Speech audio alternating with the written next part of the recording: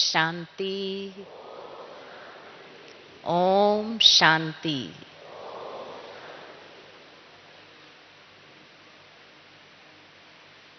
हम सभी प्यारे बाबा के बहुत प्यारे बच्चे, बहुत ही सौभाग्यशाली बच्चे हैं जिन्हें संगम युग पर सर्वशक्तिवान बाबा से अनेक खजाने मिले हैं। सचमुच में ये संगम का समय कितना महान है कि जिसके अंदर स्वयं परमात्मा से हम बच्चों का मिलन होता है। केवल मिलन ही नहीं होता, लेकिन बाबा हम बच्चों को बहुत सारी शक्तियों से, गुणों से इतना भरपूर कर देते हैं कि पूरे कल्प के अंदर हम आत्माएं सदा ही भरपूर रहते हैं। सतयुग और त्रेता में तो संपूर्ण प्राप्ति है ही, लेकिन द्वापुर और कलयुग में भी बाबा के बच्चों को कोई कमी नहीं आती। आज इस अंतिम जीवन के अंदर भी हर बाबा का बच्चा बड़े आराम से, सहज भाव से अपने जीवन को जी रहा है। तो बाबा से इस समय हमें कौन कौन से विशेष खजाने मिलते हैं जिससे बाबा हम सबकी पालना करते हैं।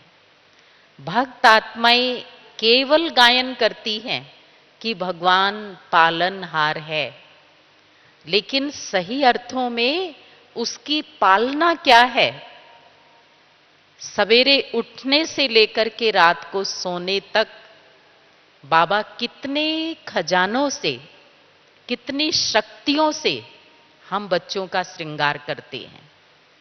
सुबह सुबह उठने से लेकर के तो कुछ ऐसे अमूल्य खजाने हैं जो हमें वरदान के रूप में प्यारे बाबा से मिलते हैं। उसमें भी अगर हम देखें तो कौन कौन से विशेष खजाने मिले हैं हमें। एक खजाना है समय का खजाना। ये संगम युग का समय, इसका एक एक सेकंड कितनी कीमती है कि एक एक सेकंड में हम कितनी कमाई कर सकते हैं, पद्मों की कमाई कर सकते हैं। ये समय ऐसा है जिसमें बोया हुआ बीज अनेक जन्मों तक फल देता है। ये वो समय है जबकि भगवान स्वयं हमारे द्वार पर खड़ा है, हमारी अनेक जन्मों की तकदीर बनाने के लिए। इसलिए संगम युग पर बुद्धिवान और समझदार उसे कहेंगे जो अपने इस कीमती समय की एक सेकंड को भी वेस्ट ना करे, कदम कदम पे इसकी संभाल करे। बाबा ने हम सबको कहा है, बच्चे, संगम युग का एक सेकंड एक वर्ष के बराबर है।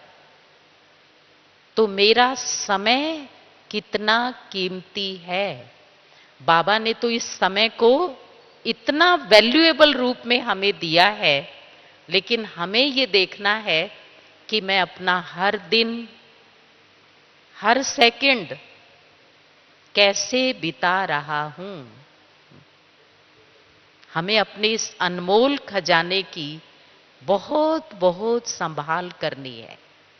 कहीं ऐसा ना हो कि इतना कीमती समय, वरदानी समय, और ऐसे ही साधारण सोच में जा रहा है, साधारण संकल्पों में जा रहा है।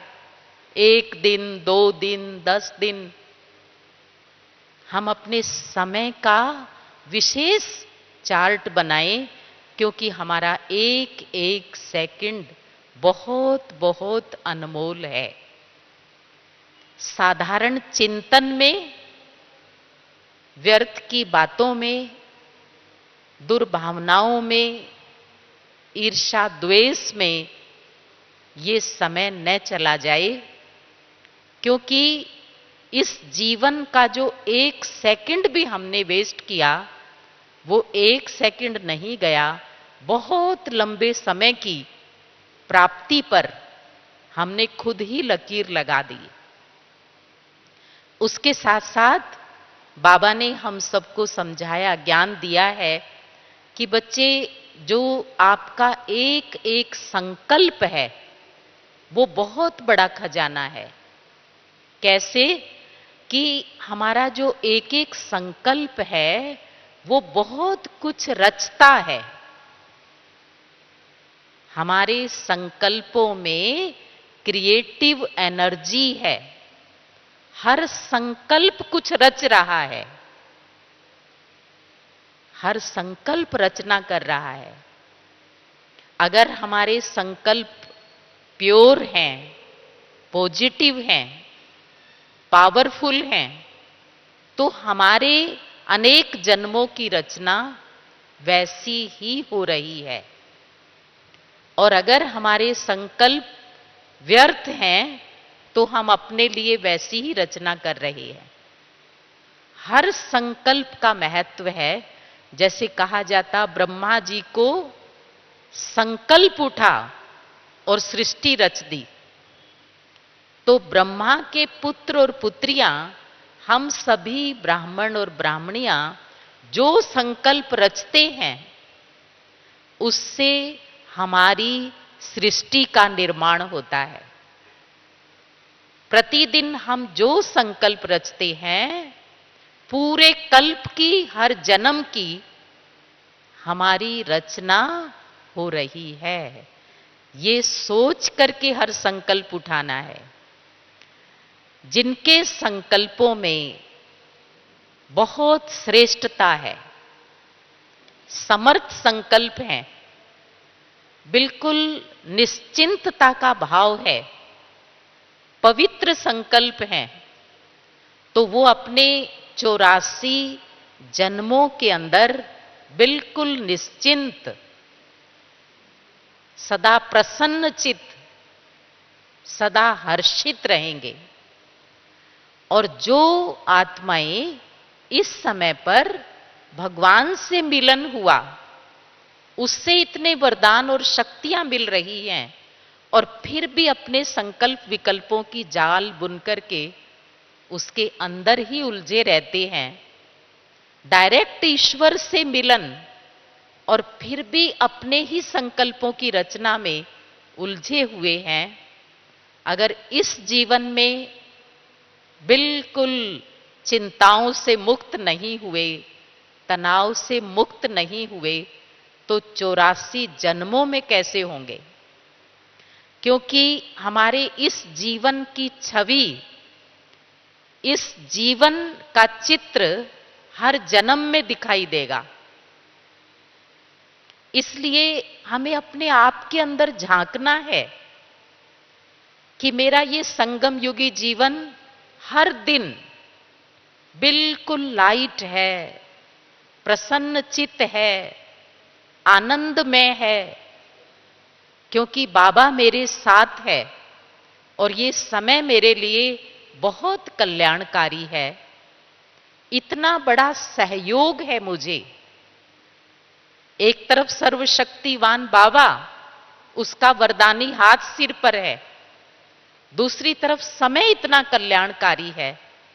अगर फिर भी हम बिल्कुल आनंदित ना हुए, बिल्कुल निश्चिंत ना हुए, तो कौन सा जन्म ऐसा आएगा जिसमें हम आनंद में रहेंगे? अपने आप से पूछना है। जो इस संगम युगी जीवन के अंदर संतुष्ट नहीं, प्रसन्न चित्त नहीं, खुश नहीं है, तो 84 जन्मों में वही छवि देखने में आएगी। इसलिए अपने आप से पक्का कर लें कि इस संगम युगी जीवन में अपने जीवन को बिल्कुल सहज भाव से जीना है।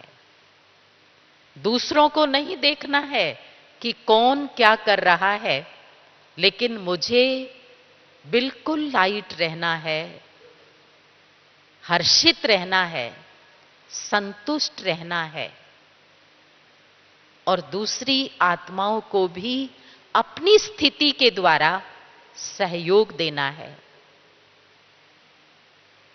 तो अपने एक एक संकल्प पर हमें बहुत ध्यान देना है, क्योंकि जो कुछ हम सोच रहे हैं उससे हमारा संसार, मेरा संसार, पूरे कल्प का संसार बन रहा है। अगर मैंने 1 घंटा या 1 दिन बोझिल होकर के बिताया, दुखी होकर के बिताया, तो वो 1 घंटा नहीं है, वो बहुत लंबे समय के लिए, हर जन्म के लिए अपने आप को बोझिल बनाया है। इसलिए अपने संकल्पों के खजाने पर बाबा ने इसके लिए खास कहा है कि बच्चे, संकल्प का धन सबसे बड़ा धन है, उसको मुझे बचाना है, व्यर्थ जाने से बचाना है। उसके साथ साथ बाबा ने हमें और कौन सा खजाना दिया है? पुण्य जमा करने का खजाना। ये संगम युग ही है जिसमें हम जितना चाहें उतना अपना पुण्य जमा कर सकते हैं, जितना चाहें। और वो पुण्य जमा करने के लिए बाबा ने हमें क्या क्या दिया है? बाबा कहते ये तन जो पुराना है, पतित है, ये मन जो जन्म जन्म का पापी है, धन जो नाशवान है, उन सबको सफल करके, उनकी इकोनॉमी करके, व्यर्थ जाने से बचा करके हम बहुत पुण्य का खाता जमा कर सकते हैं। अपने जीवन के अंदर हमें छोटे छोटे पुण्य जमा करने हैं, छोटे छोटे भी। किसी को अपने बोल के द्वारा सुख देना, ये भी पुण्य है। किसी का भगवान से मिलन करा देना, ये भी पुण्य है। किसी को दुआएं देना, मनसा से अच्छे शुभ भावनाएं रखना, ये भी सूक्ष्म पुण्य कर्म है। और थोड़ा थोड़ा पुण्य जमा करते करते भी हम बहुत बड़े पुण्य के भागी बन सकते हैं। और बाबा ने हम बच्चों को कर्मों की बहुत गहन गति समझाई है, बहुत गहन।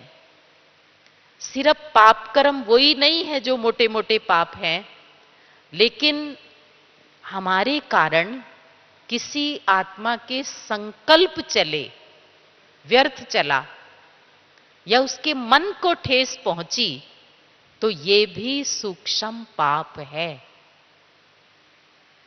तो संगम युग पर हमें हर पल, हर घड़ी पुण्य का खाता जमा करना है। और उसके लिए बाबा ने हमें बहुत सारे साधन दिए हैं। अगर किसी के पास धन नहीं है तो तन से सेवा कर लो, मन से सेवा कर लो, अपनी शुभ भावनाओं का सहयोग दे दो। बाबा के कार्य में शुभ भावनाओं का सहयोग, ये भी पुण्य कर्म है।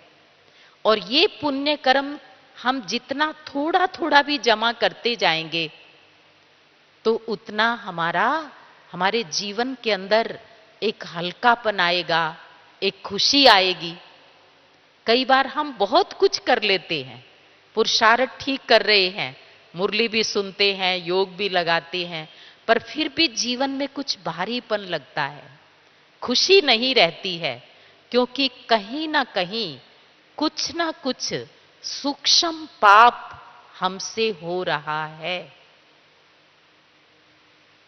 किसी भी आत्मा के लिए एक भी नेगेटिव संकल्प जब तक हमारे मन में है, तब तक हम सहज योगी नहीं बन सकते हैं।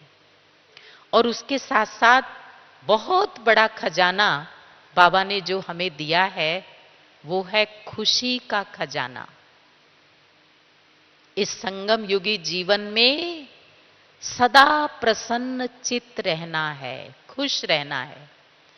अपने घर के वातावरण को भी बहुत खुशनुमा बनाना है। एकदम शांति का वातावरण, प्रेम का वातावरण। शांति, प्रेम और खुशी जिस घर के अंदर है, तो समझो हम बाबा के बच्चों ने, माताएं हैं, तो अपने घर घर को जैसे मंदिर बनाना है। लेकिन घर घर को मंदिर कब बनाएंगे? जब हम ये कोशिश करेंगे कि पूरा दिन घर का वायुमंडल बिल्कुल शांत रहे। और उसके लिए हमें एक धारणा पक्की करनी है। अगर हमें अपने घर के वातावरण को शांति का वातावरण बनाना है, तो केवल एक बात पक्की करनी है कि हमें बातों को बढ़ाना नहीं है। घर की शांति तभी भंग होती है, सास ने कुछ कह दिया, उसको बढ़ा चढ़ा के सोच लिया, बढ़ा चढ़ा के वर्णन कर दिया। बहू ने कुछ कहा, पति ने कुछ कहा, या बच्चे ने कुछ भी कहा, कुछ भी किया, उन बातों को हमें छोटा करना है। और बातों को छोटा करने का तरीका है कि हम सुबह से शाम तक ये कोशिश करें जीवन के अंदर कि हमें ज्यादा से ज्यादा फुल स्टॉप लगाना है। जो हो गया सो हो गया, कोई बात नहीं। जब हम क्वेश्चन मार्क लगाते हैं, ये क्या हो गया, ये क्यों हो गया, ये कैसे हो गया, तो जैसे कि हम बातों को बढ़ाते हैं, वातावरण को भारी कर देते हैं, खुद भी बोझिल होते हैं और सारे परिवार के वातावरण को भी भारी कर देते हैं। और इतना जो अनमोल खुशी का खजाना है वो गायब हो जाता है। इसलिए बिल्कुल शांत चित्त हर रोज ये नियम बना लें कि हर रोज बाबा का आवाहन करना है। शांति के सागर की, शांति की किरणें अपने पूरे घर के अंदर फैलानी है। एक एक कोने कोने के अंदर हर आत्मा को वो शांति का दान देना है। तो जहां शांति होगी, चित्त चैन में होगा, वहां खुशी हमारी बनी रहेगी। और साथ साथ अपनी खुशी को बनाए रखने के लिए हमें दूसरा इस बात का ध्यान रखना है कि बातों को पकड़ के नहीं रखना है। बातों के संबंध में हम दो भूलें करते हैं। एक, बातों को सोच सोच के और वर्णन करके बढ़ाते हैं, और दूसरा, बातों को पकड़ के रखते हैं। जब हमने अपने चित्त के अंदर किसी भी बात को पकड़ लिया, तो हमारे मन के अंदर ब्लॉकेज हो जाती है। जैसे हार्ट की आर्टरी ब्लॉक हो जाती है तो ब्लड सर्कुलेशन बंद हो जाता है, हार्ट अटैक आता है। लेकिन जब हमने कोई गांठ मन के अंदर बना ली, किसी बात को चित्त के अंदर पकड़ लिया, ये व्यक्ति ऐसा है, ये वैसा है, तो यहां मन के अंदर भी एक ब्लॉकेज हो गई। और जो सर्कुलेशन है वो कौन सा बंद हो गया? आत्मा के 7 गुण हैं, सुख, शांति, आनंद, प्रेम, पवित्रता, ज्ञान और शक्ति। और जितना हम आत्मचिंतन करते हैं, शुद्ध चिंतन करते हैं, तो सुख शांति का फ्लो सारा दिन चलता रहता है।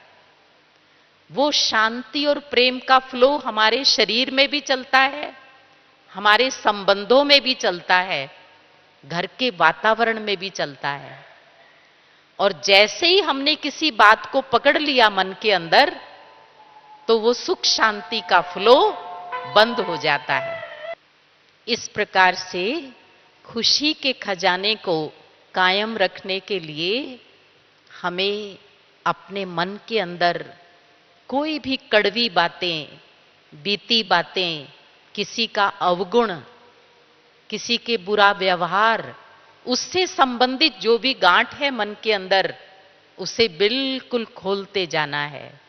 और उसके लिए बाबा ने हमें एक बहुत अच्छी बात सिखाई है कि बच्चे, अगर किसी ने कुछ गलत किया भी है तो क्षमा भाव रखो, क्षमा कर दो। ये सबसे बड़ा दान है।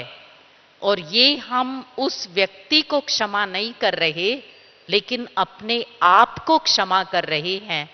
जैसे ही हमने किसी को क्षमा कर दिया, भूल गए, चित्त से उस बात को हटा दिया, तो हमारा अपना समय और हमारी अपनी शक्ति व्यर्थ जाने से बच जाती है। इसलिए संगम युगी जीवन में हमें हर दिन को, हर पल को एंजॉय करना है, उसका आनंद लेना है। और आनंद लेने के लिए हमें अपने मन के अंदर बिल्कुल सहज भाव, सरलता अपने जीवन के अंदर लानी है। इजी नेचर, प्रॉब्लम नेचर नहीं, टकराने वाले नहीं बनना। क्योंकि बाबा ने एक बार ये बहुत सुंदर बात सुनाई थी, सूर्यवंशी आत्माओं का और चंद्रवंशी आत्माओं में क्या अंतर होगा।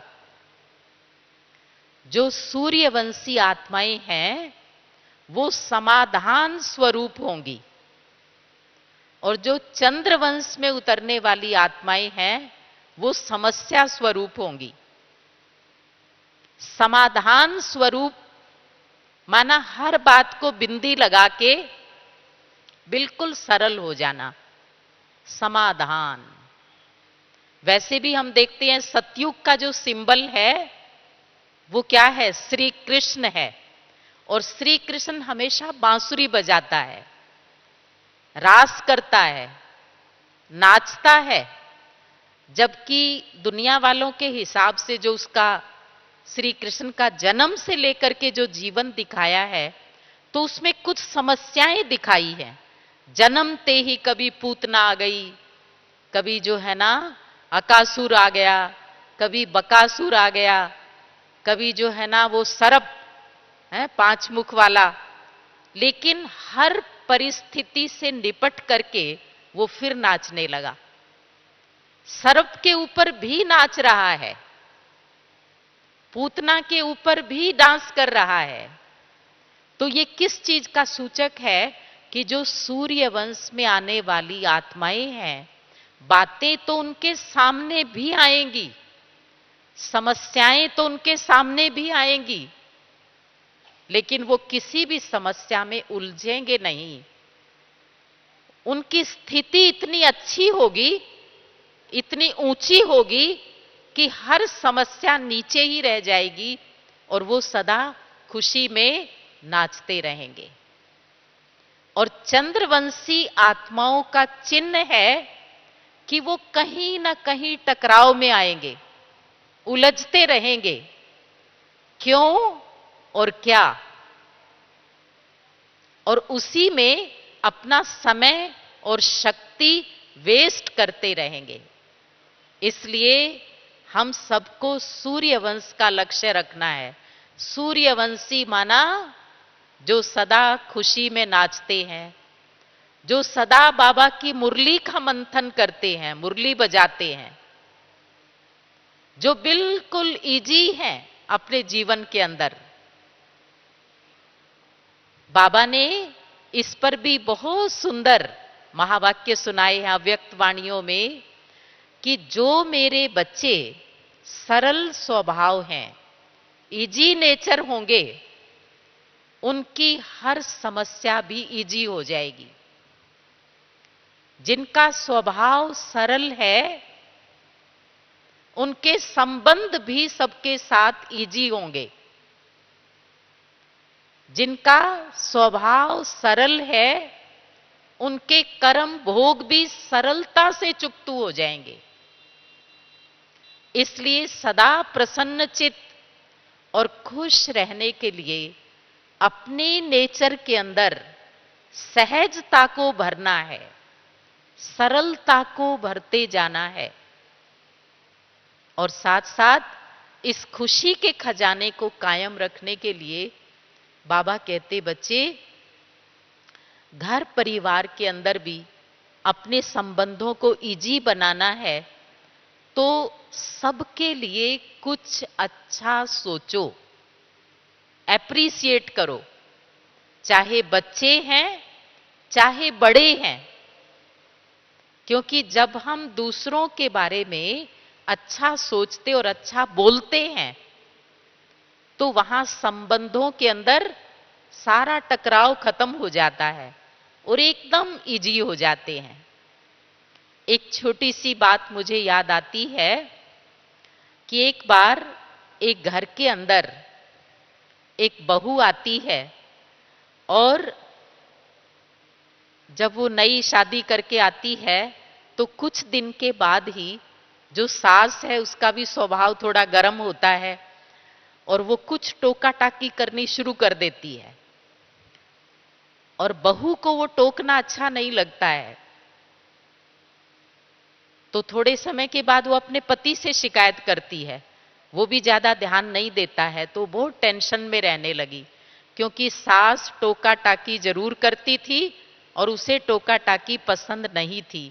धीरे धीरे टेंशन बढ़ता गया और एक समय ऐसा आया जो आजकल हम परिवारों के अंदर देखते हैं कि वो बहू अपने मायके चली गई और वहां जाकर के उसने अपने पिताजी को कहा, जो आयुर्वेदिक वैद्य थे, उनको कहा कि कोई ऐसा प्रबंध करो, ऐसी दवाई दो जो सास से मेरा पिंड छूट जाए। यानी वो उसका भाव यही था कि कोई ऐसा पॉइजन दे दो जो उसका काम पूरा हो जाए। तो उसके बाप ने उसे बहुत समझाया कि ऐसा नहीं होता है, क्योंकि माता पिता तो यही बच्चों को समझाएंगे। तो उसने कहा कि ऐसा नहीं कर सकते, यदि ऐसा कर दिया तो तुम भी जेल में जाओगी और मैं भी जेल में जाऊंगा। बहुत समझाया, वो नहीं मानी। वो पिता बहुत समझदार था उसका। आखिर उसने उसका मन रखने के लिए कहा कि चलो ठीक है, मैं तुम्हें बहुत धीमा सा जहर, स्लो पॉइजन देता हूं, कुछ पुड़िया बना के देता हूं, तुम्हें 3 मास तक ये दवाई अपनी सास को देनी है, लेकिन इसके साथ परहेज है। परहेज ये है कि 3 मास तक तुम उसकी खूब अच्छी तरह सेवा करो, खूब प्यार से बोलो, उसकी सेवा करो, समय पर भोजन दो, सब कुछ कर। कहा ये तो मैं कर लूंगी, 3 ही तो मास की बात है। वो ले गई और रोज जाकर के उसकी सब्जी के अंदर वो मिक्स कर देती थी और बड़े प्यार से जो है ना उसके साथ व्यवहार करती थी। माता जी समय पर भोजन, समय पर चाय पानी, सब कुछ। अब सास ने देखा कि मेरी बहू के अंदर तो बदलाव आना शुरू हो गया, ये अच्छी होने लगी, तो उसने टोका टाकी थोड़ी कम कर दी और जैसे जैसे उसका टोकना बंद हुआ तो बहू का भी जो प्यार था वो थोड़ा बढ़ने लगा। जब करीबन 2 मास बीत गए तो देखा कि उनके व्यवहार के अंदर बहुत बदलाव आ गया। बहू को लगने लगा कि ये सास तो बहुत अच्छी है, अब तो मेरी मां जैसी है, क्योंकि बड़े प्यार से वो प्रशंसा करती थी, पड़ोसियों को भी सुनाती थी कि मेरी बहू बहुत अच्छी है। और सास को भी लगने लगा कि बहू अब तो चुप रहती है, किसी बात का जवाब ही नहीं देती, तो लोगों को कहना शुरू कर दिया कि मेरे घर में तो देवी है। तो इस तरह से एक दूसरे की भावनाओं में अंतर पड़ना शुरू हो गया और बहू को एक दिन ख्याल आया कि अब तो 2.5 मास हो गए, 15 दिन ही बाकी हैं और अब तो ये सास जानी नहीं चाहिए, क्योंकि इसका तो बहुत सुख है, ये सारा दिन घर में रहती है, बड़ा प्यार भी करती है। तो वो फिर गई अपने पिता के पास और कहती है, पिताजी अब कोई ऐसी दवाई दो जिससे जो 2.5 मास पॉइजन का असर हुआ है वो खत्म हो जाए। तो उसने कहा कि पगली, मैंने तो कोई पॉइजन दिया ही नहीं। आपने ताली पहले ही बजा दी है? मैंने तो कोई पॉइजन दिया ही नहीं, वो तो केवल सिंपल कुछ ऐसा राख जैसा था।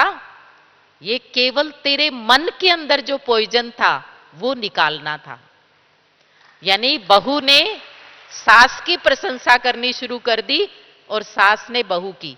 यहां भावनाएं हैं। जब हमारी एक दूसरे के प्रति भावनाएं अच्छी हो जाती हैं, वहां घर का सारा वातावरण परिवर्तन हो जाता है। तो इसलिए हर आत्मा के प्रति, कि ये भी देव कुल की महान आत्मा है, इस भावना से हम सबके साथ व्यवहार में आएंगे तो सचमुच में देखेंगे कि घर के वातावरण में बहुत बदलाव आएगा और जो हमारा खुशी का खजाना है वो बढ़ता ही जाएगा, जीवन के अंदर बढ़ता ही जाएगा। और इससे भी बड़ा एक खजाना है जो बाबा ने हमें सिखाया है, वो है दुआओं का खजाना। सबकी दुआएं लो और सबको दुआएं दो। दुआ, दुआ जो काम करती है वो काम दवा भी नहीं कर सकती, दवाई नहीं कर सकती है। कई बार हम देखते हैं कि किसी का बहुत सीरियस एक्सीडेंट हो गया, गाड़ी चकनाचूर हो गई, लेकिन उस व्यक्ति को एक खरोच भी नहीं आई। यहां दुआएं काम करती हैं। और कई बार हम देखते हैं जरा सा फरस पे फिसल के गिरे, उसी समय ब्रेन डैमेज हो गया। तो इसलिए दुआ जीवन के अंदर बहुत बड़ा काम करती है। और दुआएं मांगने से नहीं मिलती हैं, दुआएं ली जाती हैं। जब हम किसी आत्मा को दिल से सुख पहुंचाएंगे, जब हम किसी आत्मा की निस्वार्थ भाव से सेवा करेंगे, बिल्कुल निस्वार्थ होकर के, तो उस आत्मा के दिल से दुआ निकलेगी, दिल से, जिसमें कोई स्वार्थ नहीं होता है। तो इसलिए हमें यह लक्ष्य रखना है कि सबसे दुआएं लेनी है। जितना हम सुख पहुंचाते हैं किसी को भी, और वो भी बिना किसी इच्छा के, बिना किसी स्वार्थ के, उतना दुआएं मिलती हैं। और हमें दुआएं भगवान की लेनी है सबसे पहले। बाबा की दुआएं, बाबा की ब्लेसिंग्स कौन से बच्चों को मिलती हैं? जो उसके आज्ञाकारी हैं, वफादार हैं, ईमानदार हैं, उसकी हर श्रीमत का एक्यूरेट पालन करते हैं। हम ऐसे बहुत सारे उदाहरण देखते हैं कि श्री कृष्ण जहां साथ था, जैसे दुनिया में उसे ईश्वरीय शक्ति का ही रूप समझ करके, पांडवों के साथ भगवान था, केवल साथ। उसकी दुआओं का हाथ था, कोई शस्त्र नहीं था। अर्जुन ने केवल उसे ही मांगा था। कौरवों ने 18 अक्षौहिणी सेना मांगी थी, लेकिन पांडवों के साथ केवल भगवान, कोई शस्त्र नहीं। ये यादगार किसका है वास्तव में? ये हमारे संगम युगी जीवन का यादगार है। जो बाबा से प्रीत बुद्धि बच्चे हैं, जो बाबा के आज्ञाकारी बच्चे हैं, वो सच्चे पांडव हैं। और जो भगवान के हर इशारे को समझते हैं।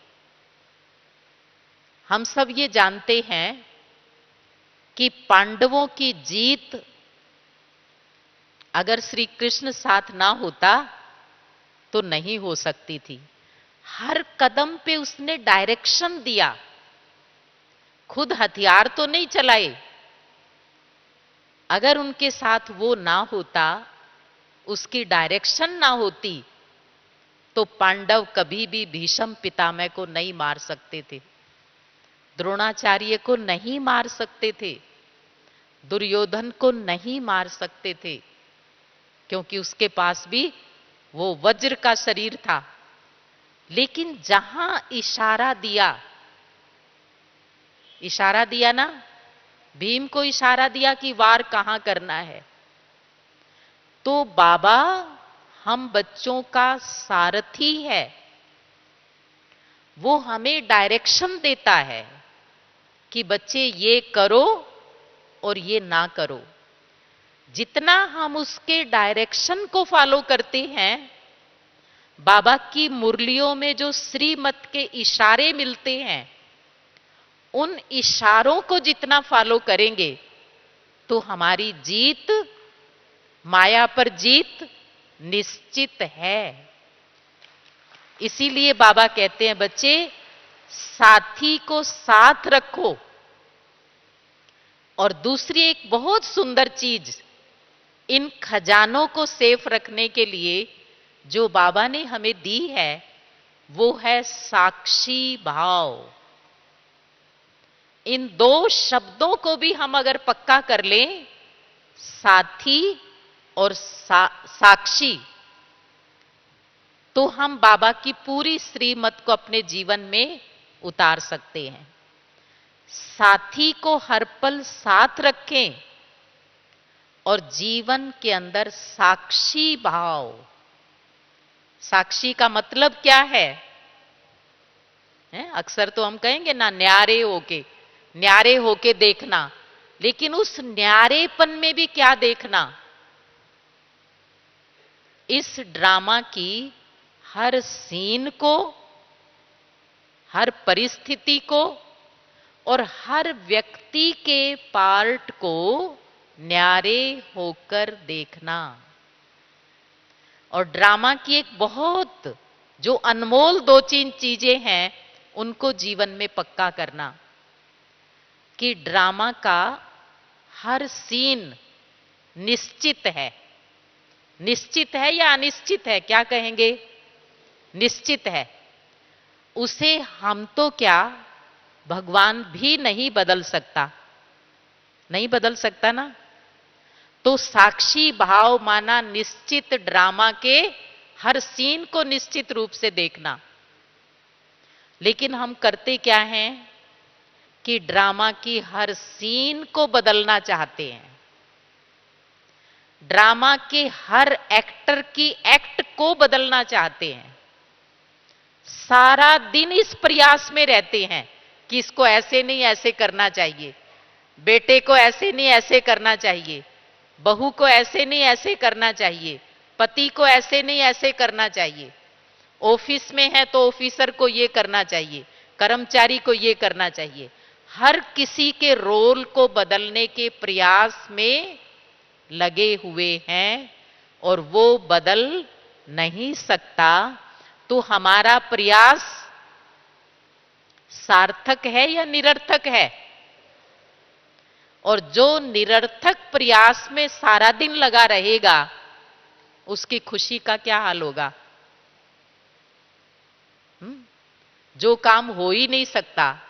अगर मैं ये कहूं कि इसी समय पर रात हो जाए और तारे निकल आए और मैं यही सोचती रहूं, परिणाम क्या होगा? मेरा समय और शक्ति वेस्ट हो जाएगी। लेकिन जो निश्चित भावी है उसको मैं नहीं बदल सकती। तो हम बहुत सारी एनर्जी, कितने सारे अपने खजाने इस प्रयास में खराब कर देते हैं। हम हर व्यक्ति को बदलना चाहते हैं, हर सीन को बदलना चाहते हैं और ये काम कभी भी कर नहीं पाएंगे। इसलिए जो व्यक्ति जैसा है, जो सीन जैसा है, उसे स्वीकार कर लें। उसे निर्दोष रूप से देखें, उसे निश्चित भावी के रूप में देखें और निश्चिंत रहें, निश्चिंत रहें। तब हम अपने समय, श्वास और संकल्पों के खजानों को, अपनी खुशी के खजाने को सेफ रख सकते हैं। साक्षी भाव माना ही जो भी सीन चल रहा है, जो भी एक्ट चल रही है, वही सत्य है, वो निर्दोष है। और जो निर्दोष है उसमें बार बार दोष निकालते निकालते अपने संस्कारों को खराब कर लेते हैं। इसलिए हमें आनंद में रहना है, खुशी में रहना है, तो सारा दिन इंजॉय करो, हर एक के रोल को भी इंजॉय करो, हर आत्मा के रोल को, कि ये इसका निश्चित पार्ट है इस आत्मा का। इसका मतलब ये नहीं है कि घर के अंदर कोई बच्चा गलत कुछ कर रहा है तो उस गलत को ही देख देख के हम इंजॉय करें, ये मतलब नहीं। उसे जहां उचित है मार्गदर्शन दें, लेकिन फिर भी वो चेंज नहीं होते कोई भी पार्टधारी, तो अपने मन की स्थिति को खराब न करें और ये सोच के ही चलें कि इस आत्मा का भी निश्चित पार्ट है। क्योंकि हर आत्मा जो हमारे परिवार में है, घर में है, चाहे वो एक छोटे बच्चे के रूप में भी है, उसके साथ भी पूर्व जन्मों का बहुत सारा अकाउंट है और वो अकाउंट हमारे साथ सेटल करने वो आत्मा आई है। इस सृष्टि नाटक की ये अंतिम सीन चल रही है, अंतिम है ना नाटक की सीन, और इस अंतिम सीन के अंदर हमारे सब हिसाब किताब चुकतू होने हैं, सब आत्माओं के साथ। कई आत्माएं कुछ 8, 10, 20 जन्म पूर्व के भी जो हिसाब हैं वो अपने खाते चुकतू करने आएंगी, खाते चुकतू करने आएंगी। कुछ आत्माएं हमें इस जीवन की राह में ऐसी मिलेंगी जो हमें बहुत सहयोग देंगी, सुखदायी होंगी, और कुछ आत्माएं ऐसी भी मिलेंगी जो कदम कदम पे हमारे काम में रुकावट डालेंगी, हमारे लिए समस्याएं पैदा करेंगी। लेकिन वो सब भी दोषी हैं या नहीं? नहीं है। क्योंकि जो आत्मा मुझे कुछ कष्ट दे रही है, किसी काम में रुकावट डाल रही है, उसका भी किसी न किसी जन्म का मेरा हिसाब किताब है, और ये लास्ट जीवन और लास्ट समय है, तो वो आत्मा अपना हिसाब चुकतू करने वो भी आएगी। और जिन आत्माओं को हमने सुख दिया है वो हमारे कार्यों में सहयोग करने भी आएंगी। इसलिए दोनों ही आत्माओं को हमें सहज भाव से लेना है। अगर हम दुख देने वालों के लिए कुछ गलत सोचने लगे, उन्हें बद्दुआएं देने लगे, तो क्या होगा परिणाम? कि पिछला खाता तो चुकतू हो जाएगा, लेकिन एक नया खाता बनना शुरू हो जाएगा, और फिर वो किसे चुकतू करना पड़ेगा? वो मुझे ही चुकतू करना पड़ेगा। इसलिए इस अंतिम समय के अंदर हम सबके साथ सहज भाव से चलें। किसी के प्रति भी ना तो बद्दुआ, ना दोष दृष्टि, और बड़े सहज रूप से स्वीकार कर लें कि कोई बात नहीं, ये आत्मा जितना मुझे कुछ ऐसा कर रही है ना, ये कोई मेरा सारा हिसाब किताब चुकतू हो रहा है। तो इस तरह से हम सहज भाव से उसे चुकतू करेंगे। साथ साथ बाबा ने हमें गुणों और शक्तियों का खजाना भी दिया है। तो शक्ति का जो खजाना है उसके लिए हमें दो बातों का ध्यान रखना है। हम सर्वशक्तिवान की संतान हैं, मास्टर सर्वशक्तिवान है, और इतना शक्ति का स्टॉक जमा करना है कि अंत समय में हमारे सामने कमजोर आत्माओं की, दुखी अशांत आत्माओं की लाइन लगेगी, उन्हें भी शक्ति देनी है। अपने 84 जन्मों के अंदर मैं आत्मा शक्ति से भरपूर रहूं, इतनी अपनी बैटरी भी चार्ज करनी है। तो वो शक्तियों का जो खजाना है वो बाबा की याद से जमा भी करना है। इतना प्यार से, इतनी भावना से बाबा को याद करना है। हर रोज शक्ति भरनी भी है, लेकिन दूसरा ध्यान ये रखना है कि एक तरफ हम योग लगा के शक्ति जमा करें और दूसरी तरफ वो शक्ति लीकेज होती रहे, लीकेज होती रहे। तो टोटल परिणाम क्या होगा कि हम जहां थे वहीं रहेंगे। कुछ भाई बहनों को जीवन में ऐसा लगता है कि जीवन में ज्ञान की आयु तो बढ़ गई, हम 10 साल पुराने हैं, 20 साल पुराने हो गए, 25 साल पुराने हो गए, लेकिन जो मन की स्थिति है वो आज भी वही है जो 20 साल पहले थी। क्यों? क्योंकि ऐसा लग रहा है कि ज्ञान योग के चप्पू चल रहे हैं। हम रोज मुरली सुनते हैं, हम रोज क्लास करते हैं, हम सेवा भी करते हैं, लेकिन लीकेज कितनी हो रही है उसकी तरफ ध्यान नहीं है। और इसलिए शक्ति का जो स्टॉक है वो जमा नहीं होता है। मन की स्थिति वही साधारण है, खुशी नहीं है, बोल साधारण है, व्यवहार साधारण है, क्योंकि बहुत सारी जो लीकेज है उसकी तरफ अटेंशन नहीं है। तो हमें शक्तियों का खजाना अगर अपने जीवन में भरपूर करना है तो अपनी याद के चार्ट को भी बढ़ाना है। शक्ति जमा होती रहे, होती रहे। थोड़ी थोड़ी सेविंग भी छोटे छोटे बच्चे करते हैं ना, तो कितनी सेविंग हो जाती है। तो पूरे दिन भर के अंदर अटेंशन रखना है। चलो 5 मिनट भी खाली है तो मैं बाबा को याद करूं। थोड़ी थोड़ी शक्ति जमा करते करते शक्ति का स्टॉक बढ़ता जाएगा। और दूसरी तरफ यह ध्यान रखना है कि मेरी शक्ति थोड़ी सी भी पर चिंतन में, पर दर्शन में, दुर्भावनाओं में, ईर्ष्या द्वेष में, कई बार पता ही नहीं चलता है। 2 मास, 6 मास, 2 साल जिसके प्रति ईर्ष्या है वो चल ही रही है अंदर में, माना वो लीकेज, वो छिद्र बना हुआ है, शक्ति इकट्ठी होती ही नहीं। तो किसी आत्मा के प्रति भी ईर्ष्या भाव नहीं, द्वेष भाव नहीं। जब ये अपने मन के अंदर पक्का करेंगे, लीकेज को बंद करेंगे, तो हमारा शक्तियों का जो स्टॉक है वो बढ़ता जाएगा। और जितनी हमारी आत्मिक शक्ति बढ़ती जाएगी उतनी माया कमजोर होती जाएगी।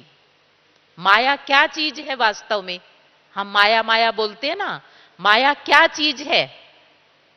ये एक बड़ा संतुलन है। जैसे वो बच्चे खेल करते हैं ना, एक इधर बैठा है, एक इधर बैठा है, एक ऊपर गया तो दूसरा नीचे गया। तो जितनी हमारी आंतरिक शक्तियां बढ़ेंगी, माया की शक्ति क्षीण होती जाएगी। अगर हमारी शक्ति 20% तो माया की शक्ति 80% होगी। अगर हमारी 50% शक्ति बनी है तो माया की भी 50, और जब हमारी 80-90 हो जाएगी तो माया की शक्ति कम होती जाएगी। तो शक्ति का स्टॉक भरने से ये फायदा होगा कि जो गलत प्रभाव है, जिसको हम माया कहते हैं, वो कमजोर पड़ता जाएगा। पुराने स्वभाव संस्कार, उनका शुद्धिकरण हो जाएगा जितनी शक्ति का स्टॉक जमा होगा। और ये शक्ति पूरा कल्प हमें काम देगी। हमारे जो पूज्य स्वरूप है सतयुग त्रेता में, उसमें तो हम होंगे ही शक्तिशाली। लेकिन द्वापर युग से जो हमारी मंदिरों में प्रतिमाएं बनेंगी हैं, उससे भी जो भगत आत्माएं हैं, आज दिन तक भी देखो किससे शक्ति मांग रहे हैं। अभी अभी हम नवरात्रे करके आए हैं, शक्ति किससे मांग रहे हैं? और वो शक्तियां कौन है? वो शिव की शक्तियां हम सब आत्माएं हैं। हमने इतनी शक्ति जमा की है जो लाखों करोड़ों को शक्ति दे सकें। तो ये खजाना भी संगम युग पर बहुत बड़ा खजाना है, जो पूरे कल्प में हमें श्रेष्ठ बनाएगा, हमें निर्भय बनाएगा, हमें पूजनीय बनाएगा। तो अपने इस खजाने से भी हमें भरपूर रहना है। तो इस प्रकार से सचमुच में विचार करें, हम कितने भाग्यवान हैं जो भगवान ने इतने इतने अनमोल खजाने दिए हैं कि जो खजाने 5000 वर्ष तक हमें संपन्न रखेंगे, हमें प्रसन्न चित्त रखेंगे और हमारे द्वारा अनेकों का भी कल्याण कराएंगे। तो हमें इस संगम युग पर समझदार, बुद्धिवान उसी को कहेंगे जो अपने इन खजानों की संभाल करता है और बाकी सब चीजों से अपने मन बुद्धि को फारिग रखता है। क्योंकि इस समय का बोया हुआ बीज, इस समय के किए हुए कर्म बहुत लंबे समय तक चलने वाले हैं। इसलिए हमें अपने हर खजाने की बहुत बहुत संभाल करनी है। ओम शांति।